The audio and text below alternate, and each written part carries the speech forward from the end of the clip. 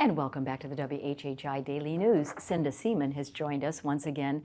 She has, I think, a very important title. It's the Community Risk Reduction and Outreach Coordinator for the Hilton Head Island Fire Rescue. So, Happy New Year. Good to see you again.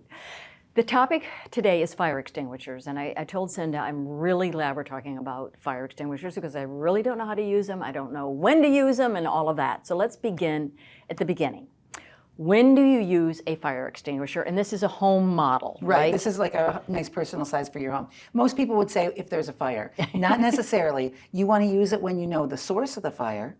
You know what's burning, where it's burning. You have a way out. You've already activated 911 or called, and you've got the rest of the family or people at work or at home getting out. So that's when you use a fire extinguisher. When everything's in motion, everyone's getting to safety, and you see, oh, that's a small trash can fire. I think I can handle that. And I'm also have an opening to my back so I can get out. That's when you use a fire extinguisher. And those letters, Cinda, A, B, C, right. What does that stand for? That stands for the types of fire that this will extinguish. An A fire, Class A, ordinary combustibles. You know, anything in like your house, what? your bedspread, your trash in your trash can, you know, any ordinary combustibles. Right. Your B fire are flammable liquids, which we know as a grease fire. So a grease fire on the stove.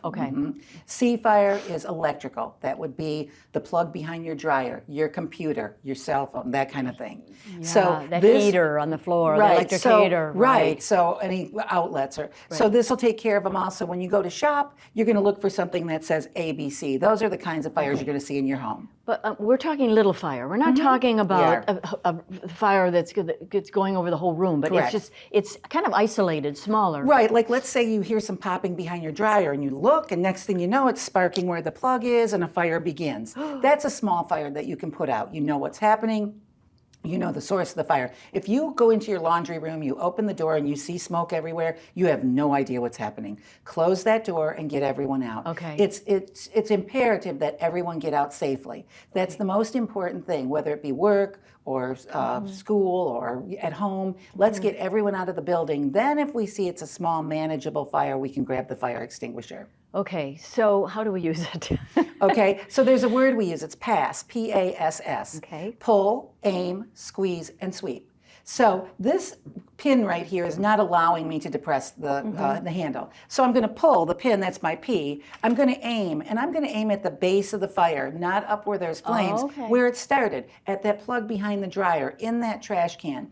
Aim, I'm going to squeeze this, and I'm just going to sweep it a little bit back and forth to get any area around the fire. And that's it. Pull, aim, squeeze, and sweep. It's that easy. But if you don't know how, you don't have time to read directions during a fire. Right. So is the sweeping, and then it's the chemicals come out, whatever, and then it goes.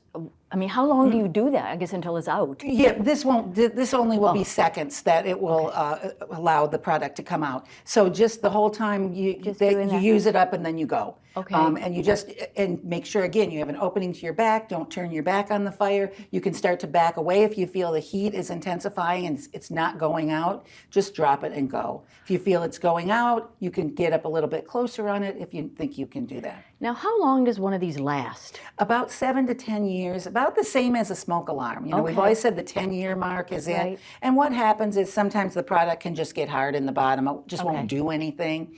And these can be recycled at the convenience centers, you know, the Beaufort County convenience centers. They do have ones in commercial buildings, they are rechargeable. You know, a company comes around every year, checks them, makes sure they're recharged. This is sort of a personal size, if you will, for your home. It's really just recycle it when you're finished. You don't want anything bigger than this because then you're looking at bigger fires. This is just a small fire. You see it starting, and you know you have a chance to jump on it before it gets to be anything. So where should I put it? Where should I have it stored in my house? Near the kitchen? Yeah, absolutely, because you're likely to have a kitchen fire. That's what I'm thinking. Laundry room, kitchen fire, exhaust fans in the bathroom. Wouldn't say store it there, but you know we see the fires there. Just places where there's.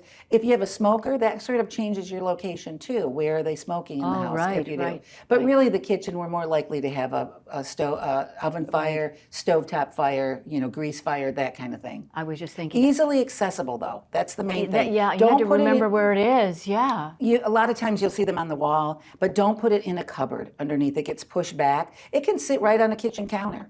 It can be mounted on the wall, like maybe at the entrance to the kitchen. Somewhere where you'll see it, you'll remember, you're easily accessible. Okay, so you have to pull that thing out and then pull, aim, squeeze, sweep, and fast. Thank you, Cinda. Always great information. Appreciate you being with us and appreciate all of you joining us for this edition of the WHHI Daily News. I'm Robyn Zimmerman. Stay safe and healthy, and we'll see you next time.